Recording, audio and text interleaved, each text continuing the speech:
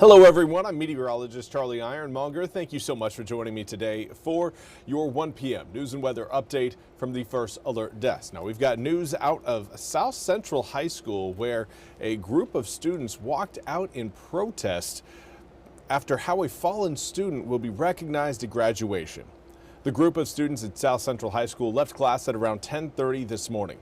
The students are upset, they say, over how Kimora Robinson, will be honored at graduation. Now, Robinson, who was a senior, died on October 7th in a car crash as she was leaving the high school after dance practice. Students originally were upset that Robinson wasn't going to be recognized at commencement. Yesterday, the school system said in a statement that it remains committed to honoring her memory, quote, with the dignity and respect she deserves, end quote.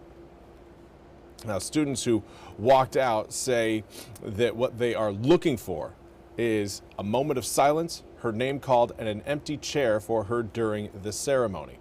Now, Robinson's aunt, Tamika Robinson, was at the walkout and supported the efforts of the students. Students hope the school system will consider their request, while the district says it remains open to continued dialogue with the family.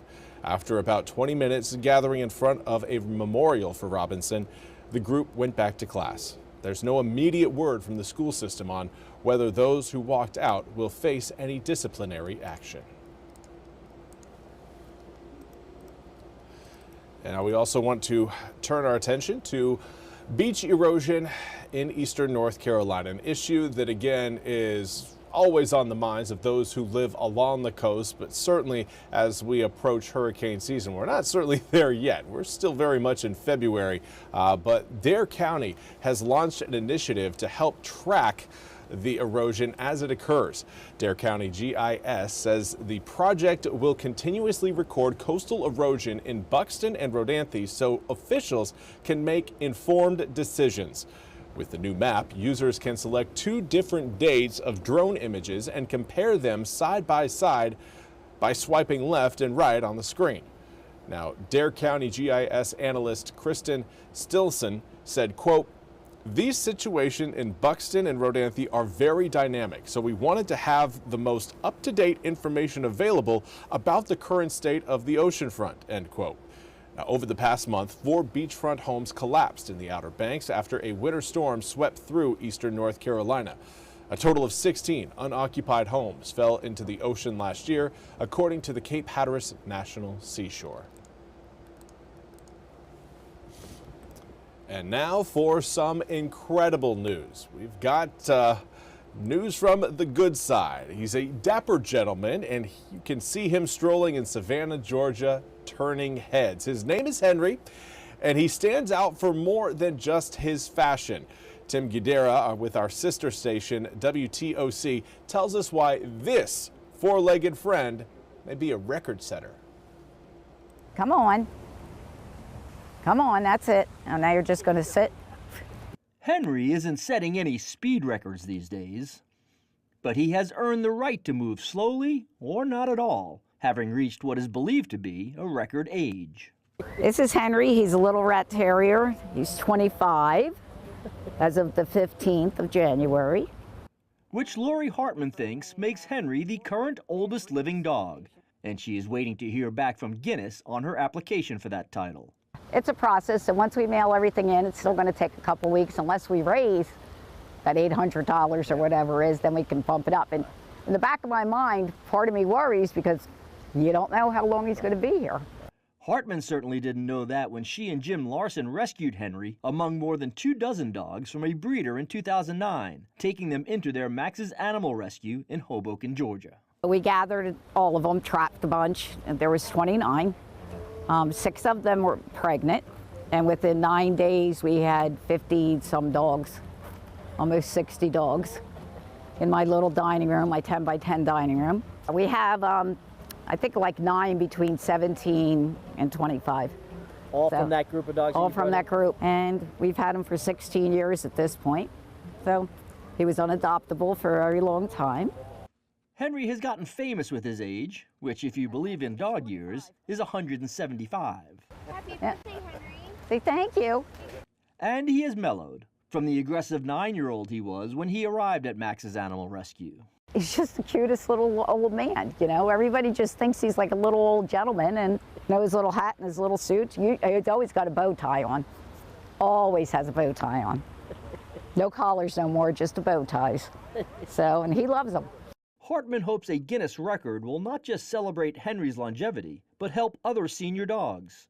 She has started a fundraiser in his name to help her shelter and others continue to care for older animals. What happens is they get lost in the shuffle. The money that's generated for rescues and shelters go to the intakes of the new dogs, the dogs that need medical, emergency medical, or new puppies, and that's great.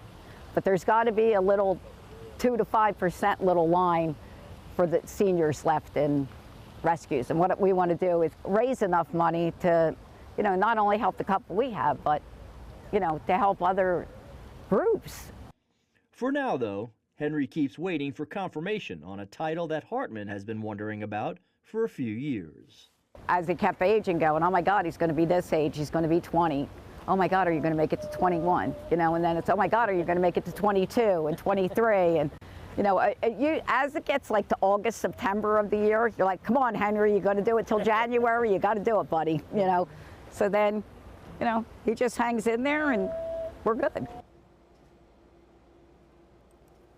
Hopefully Henry sticks around a little bit longer. Now, very cool story there. Let's turn our attention now to your weather forecast. It's a great day to get out and walk your dog if you haven't done so yet. It is a bit chilly out there, but right now air temperatures up in the mid-40s through most of the east. This is a look at our sky conditions right now. You can see it is clear across the east. Taking evidence from some of our live cams across the area. This is a view through our sanitary restaurant cam in Morehead City overlooking the Intercoastal Waterway. 45-degree air temperature, feels like 41 when you factor in an east-northeasterly breeze at about 7 miles per hour. In Greenville, 43 degrees, northwesterly wind 6 miles an hour, feels like 39. And man, it is busy out there. It's like everybody is trying to get everything squared away for Valentine's Day tomorrow, and the mall is a busy spot to be. Right now, air temperatures generally in the mid-40s. Some of us still in the low 40s. A few of us, in fact, still in the upper 30s. We've got 39 degrees right now in Plymouth along Cape Hatteras, 38 in Oriental, 37 in Manio. The rest of eastern North Carolina has at least made it to the 40-degree mark. We knew today was not going to be a warm day, but the northwesterly to northerly winds that are present across most of the area right now have really overachieved, kept us quite a bit cooler than what we were anticipating. But for those of you hoping for a little bit of some heat, you're going to have to wait until we get into really next week. We'll see a little bit of heat coming up for tomorrow, but next week is when air temperatures cruise about 10 degrees above our seasonal average. Now here's again a look at what is heading our way. Before we can get to those warmer temperatures, we've got some rain to deal with. A lot of those drops are going to be falling on Sunday.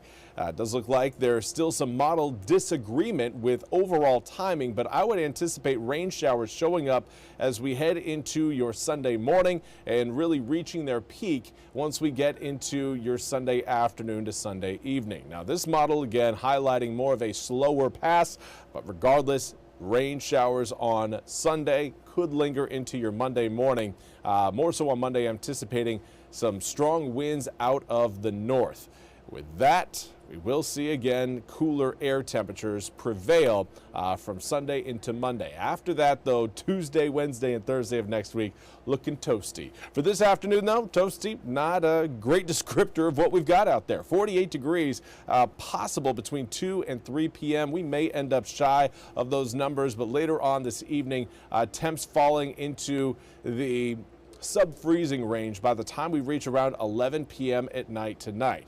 Here's a look at your full 8-day forecast. 48 degrees today, turns to 60 degrees coming up for tomorrow, and then we are in the mid to upper 50s for Sunday and Monday of the end of this weekend and into the start of next week. But it's Tuesday, Wednesday, Thursday, and Friday that should have warm weather fans waking up and smiling. 69 degrees Tuesday, 68 Wednesday, 72 Thursday, 68 degrees again on Friday. Well, that's all we have time for today's 1 p.m. news and weather update from the First Alert Desk. I want to thank you all so much for joining me. We'll be back with more news and weather coming up at the top of the hour. Until then, have a fantastic rest of your Friday.